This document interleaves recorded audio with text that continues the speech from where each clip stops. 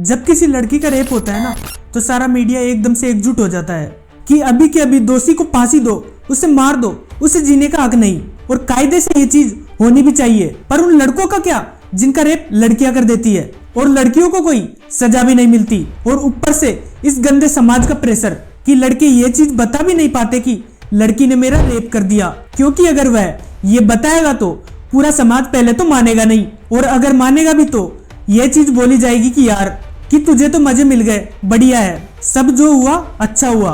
पर उस इंसान का क्या जिसका रेप हुआ, उसकी सारी जिंदगी कैसे बीतेगी, उसने कल को अपनी वाइफ को कैसे फेस करना है। ऐसी बहुत सी चीजें होती है जो कि लड़के बता नहीं पाते। पर आज की स्टोरी दिल्ली के एक ऐसे लड़के की है जिसे सुनने के बाद एक बार आपका भी मन खोल उठेगा कि हम लड़कों के लिए कोई कानून बना ही नहीं कि हमारा रेप होने पर सजा दी जाए लड़की को। आइए जानते हैं कि क्या हुआ इस दिल्ली के लड़के के साथ। नमस्कार दोस्तों, मेरा नाम है सुनील और आप देख रहे हैं डार्केस्ट रियलिटी। इस कहानी की शुरुआत होती है 17 अगस्त 2023 को, जब नॉर्मल से घर का लड़का जिसका नाम सौरभ था वो डिलीवरी करने गया, और आगे उसके साथ क्या क्या हुआ वो सुनने के बाद एक बार आपका भी खून खोल उठेगा। आपको बता दूं कि ये सौरभ नाम का लड़का एक डिलीवरी बॉय था। घर में पिता की पहले ही मौत हो चुकी थी और घर में थी उसकी एक छोटी बहन जो कि स्टडी कर रही थी, और दूसरी साइड उसकी माता। तो सारे घर की कमाई ये लड़का अकेला ही कर रहा था। अपनी स्टडीज के साथ साथ कॉलेज जा रहा था। कॉलेज से आकर करीब 4-5 बजे से लेकर 12 बजे तक फूड डिलीवरी का काम करता था दिल्ली में ही। तो रोजाना की तरह सेम चीज उसने की।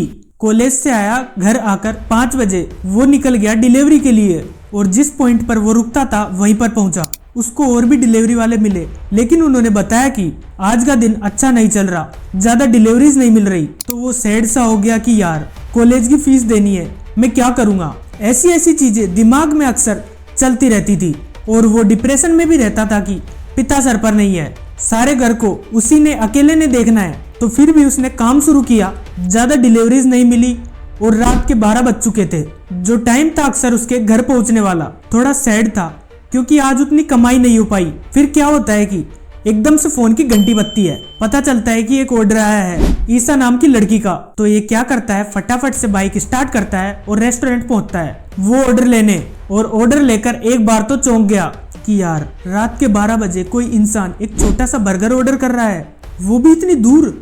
वहां से लगभग 10 किलोमीटर पड़ने वाले थे ये ऑर्डर लेकर जाने में। अगर शहर में आप देखो तो बहुत दूर दूर का रास्ता है। फिर भी उसने ऑर्डर पकड़ा और बताए गए एड्रेस पर पहुंच गया।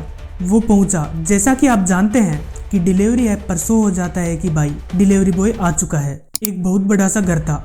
वहां से एक लड़की बाहर निकलती है। वो उससे फूड लेती है और उससे कहती है कि यहीं रुको, मैं अभी पैसे लेकर आती हूँ, अगर तुम चाहो तो अंदर आ सकते हो। लड़का कहता है कि नहीं मैं ठीक हूँ। फिर वो कहती है कि नहीं आप आ जाओ, कोई बात नहीं है। तो लड़का घर के अंदर एंटर करता है वहां से कि बाहर बहुत अंधेरा था, कोई बात नहीं, यहाँ पर वेट करता हूँ, कैश लूंगा और चला जाऊंगा। तो अंदर उसने क्या देखा कि पार्टी चल रही थी। म्यूजिक जोर जोर से चल रहा था, लड़कियां अंदर पार्टी कर रही थी, और एक भी लड़का वहां पर नहीं था। अभी भी स्टडी, घर और सुबह कॉलेज भी जाना था। वो सारी चीजें उसके दिमाग में चल रही थी। वो लड़की गई और वापस आई, और उसकी पूरी बॉडी लैंग्वेज चेंज थी, क्योंकि उस लड़की ने शराब पी रखी थी। बाकी लड़कियां भी नाच रही थी, शराब पी रही थी कि मैं अभी पैसे लेकर आती हूँ, तुम चले जाना। बहुत ही इज्जत के साथ उस लड़के के साथ बात की, लेकिन दूसरी बार आई तो उसके तौर तरीके थोड़े अलग थे। वो थोड़ा घूर घूर कर उस लड़के को देख रही थी, और उसने आते ही बोला कि केस तो मैं तुम्हें दे देती हूँ, ज्यादा भी दे दूंगी अगर तुम हमारे साथ पार्टी करना चाहो तो। चलो ठीक है। लेकिन वो बोलता है कि नहीं, मुझे सुबह कॉलेज जाना है, मैं लेट हो रहा हूँ, आप मुझे मेरी पेमेंट दे और मैं चला जाऊंगा। तो वो फिर उसे प्यार से कहती है। तो वो फिर लड़का जवाब दे देता है। तो उसके बाद ना वो लड़की चिल्लाकर बोलती है कि तुझे समझ नहीं आ रही, मैं तुझे बोल रही हूँ। तो वह लड़का थोड़ा घबरा गया। फिर वो कहती है कि तू मुझे जानता नहीं है कि मैं कौन हूँ, अभी पुलिस को कॉल करूंगी और तुम्हें पकड़वा दूंगी अगर तूने मेरी बात नहीं मानी तो। वो फिर कहता है कि मैं नहीं मानूंगा। वो कहती है कि तुम्हारे ऊपर रेप का केस डलवा दूंगी, ऐसी ऐसी चीज उसे बोली। तो वो लड़का थोड़ा डर गया। उसने हाँ कह दी कि चलो ठीक है, मैं आपकी बात मान लेता हूँ, मैं रुक जाता हूँ। तो वो लड़की उसे आगे से ड्रिंक ऑफर करती है कि तुम भी हमारे साथ ये पियो। लड़का कहता है कि मैं नहीं पीऊंगा। फिर दूसरी साइड एक और लड़की बैठी हुई उससे कहती है कि पी लो। वो फिर भी नहीं मानता। फिर वो लड़की उससे चिल्लाकर बोलती है कि तू पी। ऐसे गिलास पकड़कर उसके मुंह को लगा देती है तो वो फिर पी लेता है। फिर उसे धमकाकर बोला जाता है कि अंदर बेडरूम है, तुम चलो मैं आती हूँ, हम ये करेंगे वो करेंगे। ऐसी ऐसी बातें चलने लगी और उस लड़के के दिमाग में ये था कि यार डिलीवरी ऐप पर मेरा नंबर भी इसके पास है, अगर मैं भागा तो मेरे साथ ये होगा वो होगा। वो डर गया था बेसिकली, तो वो चला गया और यहीं पर वो चीज होती है जो कि कभी किसी इंसान के साथ नहीं होनी चाहिए, चाहे वो लड़की हो या लड़का हो, कम एज हो या ज्यादा हो, कभी नहीं होनी चाहिए किसी के साथ, क्योंकि यही चीज सारी लाइफ उस लड़के के दिमाग से नहीं जाती। तो उसी जगह उस लड़के के साथ वही पहली लड़की जिसका नाम ईसा था वो रूम में आ जाती है और उस लड़के का रेप किया जाता है। दूसरी लड़की पहुंची, तीसरी पहुंची, चौथी पहुंची और पांचवी भी आ गई।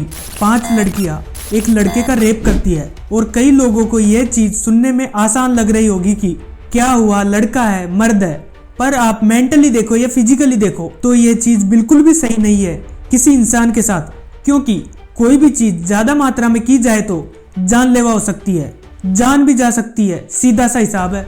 जैसे लड़कियों की भी जाती है वैसे ही लड़कों की भी ज्यादा होने से जान जा सकती है। 2-3 घंटे उसके साथ वो सब कुछ हुआ जो उसने अपनी जिंदगी में सोचा भी नहीं था। लड़कियों ने पी रखी थी, कोई इधर से कूद रही है उस पर, कोई उधर से कूद रही है और ये सारी चीजें चलती है। और अब टाइम था करीब 1:30 बजे का। 2-3 घंटे ये काम चलता है। सुबह के 4 बजे लड़कियां उसे बोलती है कि जा भाग जा। जब उनकी की हुई ड्रिंक उतर जाती है तो उसे बोल देती है कि जा भाग जा यहाँ से। वो लड़का बाहर निकला, रो रहा था, आंखों में आंसू थे कि यार अगर किसी को बताया तो समाज में मेरा मजाक बन जाएगा, कल को शादी कैसे करूंगा, घर का भी देखना है। सारी चीजें उसके दिमाग में चल रही थी और जो रात हुआ वो तो खैर था ही उसके दिमाग में।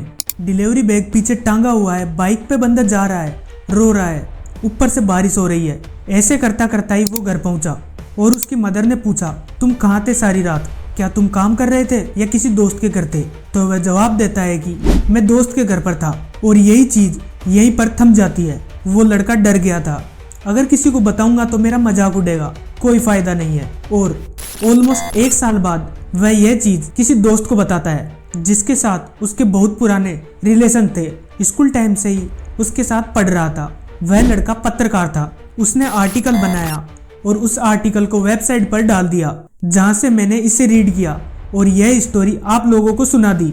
और आपको यह बता दूं कि वो लड़का खुद नहीं चाहता था कि उसका नाम, उसकी फैमिली और सारी लड़कियों का नाम सामने आए। इस लड़के के रेप होने पर क्या इस लड़के को इंसाफ नहीं मिलना चाहिए? आपका क्या कहना है? कमेंट जरूर कर देना। और अगर आप ऐसी स्टोरी देखना चाहते हो तो चैनल को सब्सक्राइब जरूर कर लेना। Thank you.